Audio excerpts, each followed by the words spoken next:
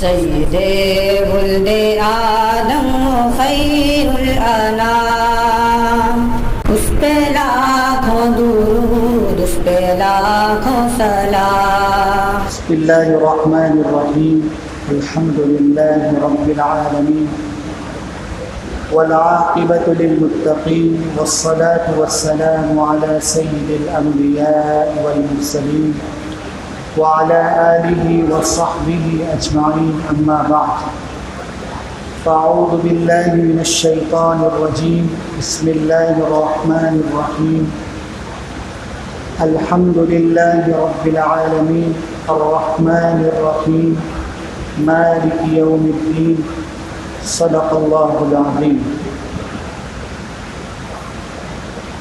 اللہ رب العزت نے انسانوں کی ہدایت کے لیے، کامیابی کے لیے، فلاح و بہبودی کے لیے اپنے آخری پیغمبر جناب محمد الرسول اللہ صلی اللہ علیہ وسلم کی ذات اقدس پر جس کلام کو نازل فرمایا اسے قرآن کریم کہتے ہیں۔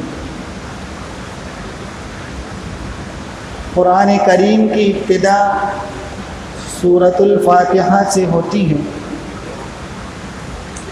یہ سورت ام الکتاب کہلاتی ہے، ام القرآن کہلاتی ہے، سورۃ الشفا اس کا نام ہے، سبع مثانی بھی اس سورت کو کہا جاتا ہے، اور بہت سارے نام کتابوں میں اس سورت کے درج کیے گئے ہیں۔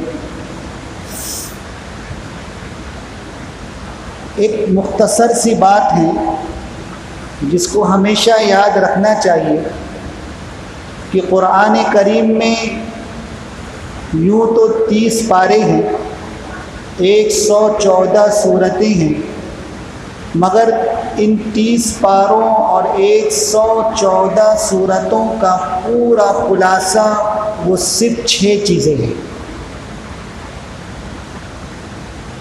قرآن کریم میں جن مضامین کو اللہ پاک نے بیان فرمایا ہے، چاہے اجمالاً ہو چاہے تفصیلاً ہو، پورے قرآن کریم کا خلاصہ صرف 6 چیزیں ہیں۔ نمبر 1 توحید، نمبر 2 رسالت، نمبر 3 قیامت، نمبر 4 احکام، نمبر 5 ماننے والے، اور نمبر 6 نہیں ماننے والے۔ پورے قرآن کا خلاصہ صرف یہ 6 چیزیں، اور یہ پورے قرآن کا خلاصہ ان 6 چیزوں کو پھر اللہ پاک نے صرف سورہ فاتحہ میں بیان فرمایا۔ یعنی یوں کہا جائے تو غلط نہ ہوگا کہ سورہ بقرہ سے لے کر سورہ ناس کا پورا خلاصہ سورہ فاتحہ میں جمع کر دیا گیا۔ اب آپ سورہ فاتحہ شروع کیجئے تو اللہ تعالیٰ فرماتے ہیں الحمدللہ رب العالمین الرحمن الرحیم۔ اس میں توحید کا بیان ہے۔ مالک یوم الدین میں قیامت کا بیان ہے۔ ایاک نعبد و ایاک نستعین میں احکام ہے۔ اس کے آگے جو آیت ہے اہدنا الصراط المستقیم صراط الذین انعمت علیہم، اس میں ماننے والوں کا بیان ہے، اور غیر المغضوب علیہم ولا الضالین میں نہیں ماننے والوں کا تذکرہ ہے۔ تو گویا کہ پورے قرآن کا خلاصہ اللہ پاک نے سورہ فاتحہ میں جمع کر دیا گیا۔ اسی وجہ سے سورہ فاتحہ کو ام الکتاب کہتے ہیں کہ ساری قرآن کا خلاصہ ہے۔ ام القرآن کہتے ہیں کہ پورے قرآن کا نچوڑ ہے۔ سورۃ الشفا کہتی ہے کہ اس سورت کے اندر تمام سورتوں کا گویا کہ مضمون یکجا کر دیا گیا ہے۔ اللہ پاک نے فرمایا کہ ہمیں دعا کر کے اللہ سے ہدایت کے راستے کو مانگنا چاہیے کہ اہدنا الصراط المستقیم، کہ اے اللہ ہمیں سیدھا راستہ دکھا، چلا۔ کن لوگوں کا راستہ؟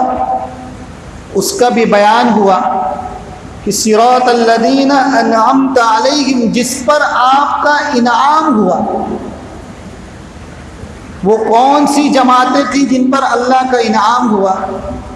تو یاد رکھیں کہ وہ 4 ایسی بڑی جماعتیں ہیں جن کو اللہ نے قرآن میں آگے بیان فرمایا اور یوں کہا کہ اولئک الذین انعم اللہ علیہم، یہ 4 بڑی جماعتیں ہیں جن پر اللہ کا انعام ہوا، من النبیین والصدیقین والشہداء والصالحین، کی انبیاء کی جماعت، صدیقین کی جماعت، شہداء کی جماعت، اولیاء اللہ کی جماعت۔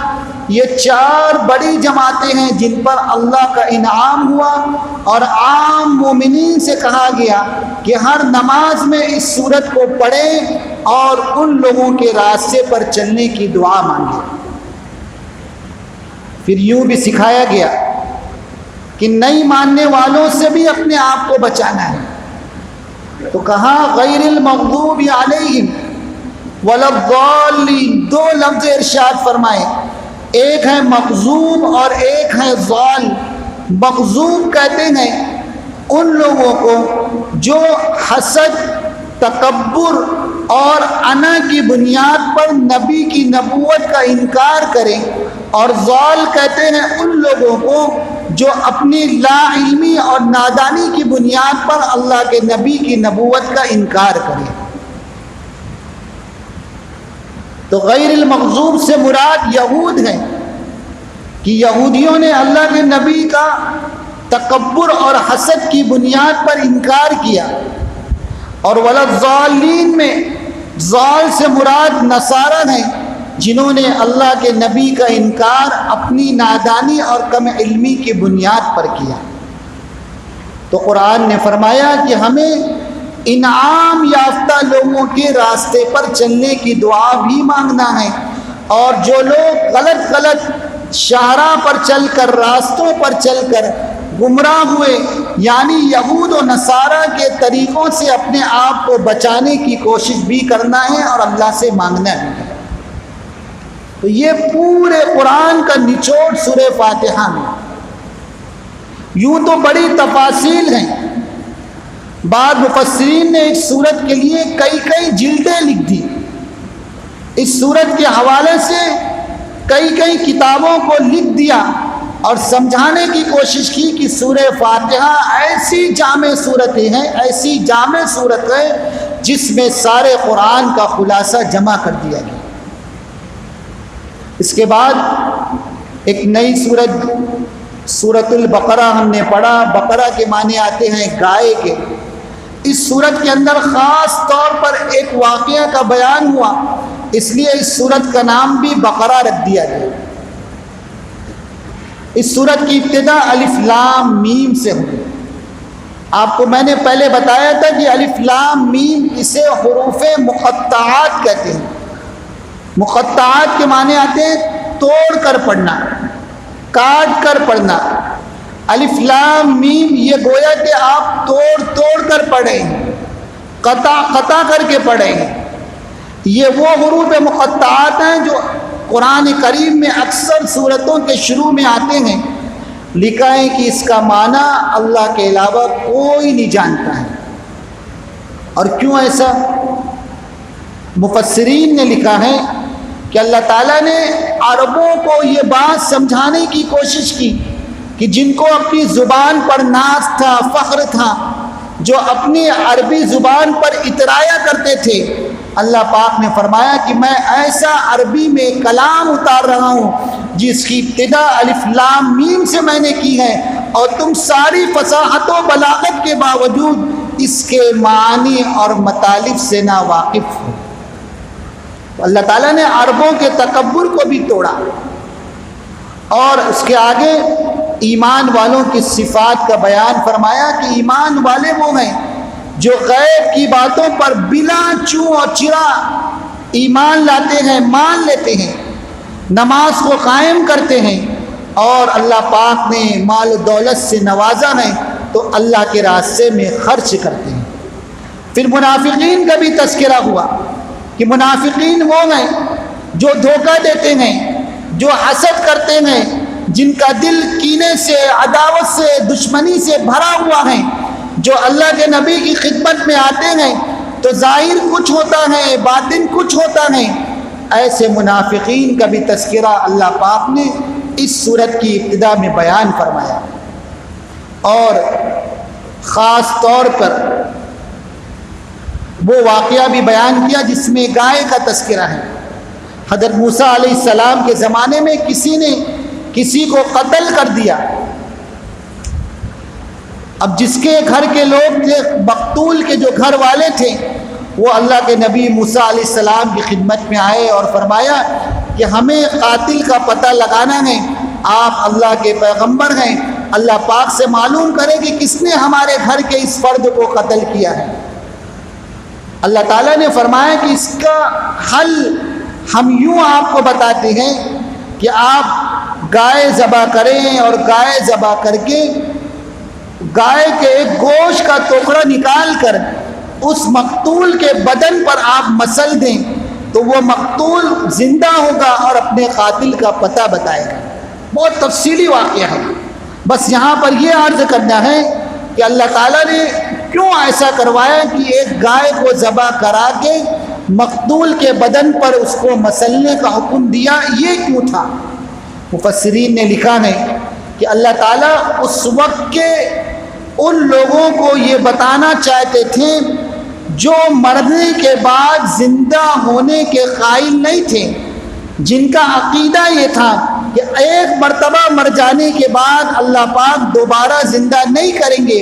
اللہ پاک ان بد عقیدہ لوگوں کو جواب دینا چاہتے تھے کہ جیسے ہم نے آپ کو اول مرتبہ میں پیدا کیا ہے، ایک مرتبہ مر جانے کے بعد دوبارہ ہم کس طرح زندہ کریں گے اور کیوں زندہ کریں گے، یہ ساری باتوں کا تعارف کرانے کے لیے اللہ پاک نے اس واقعے کو بیان فرمایا اور گائے کو ذبح کر کے گوشت کے ٹکڑے کو مسلنے کا حکم دیا۔ پھر آگے چل کے پارے کے اختتام میں حضرت ابراہیم علیہ السلام کا تذکرہ ہوا۔ ابراہیم علیہ السلام کو اللہ پاک نے آزمایا اور نبی کو آزمایا اس لیے جاتا ہے تاکہ نبی کے ذریعے سے امت کو حوصلہ ملے، اور یوں بھی فرمایا کہ تم جس دین پر چل رہے ہو، اللہ کے آخری پیغمبر کو جو دین عطا کیا گیا وہ دراصل وہ دین حنیف ہے، ایک صاف ستھرا اور شفاف دین ہے جو اللہ پاک نے اللہ کے نبی صلی اللہ علیہ وسلم کے حوالے سے ہم سب کو عطا فرمایا۔